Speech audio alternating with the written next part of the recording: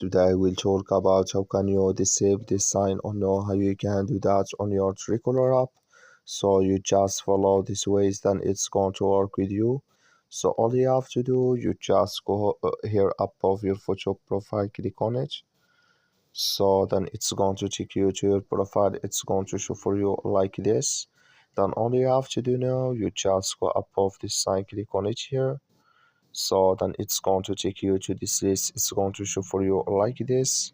You click here on calls, then it's going to take you to next here. Then all you have to do now, you just go down here. So you keep going down, then you come here to remind me of message calls. Clicking this sign or this color, like you see color, it's gone. That's mean here remind me of message calls disabled with us now.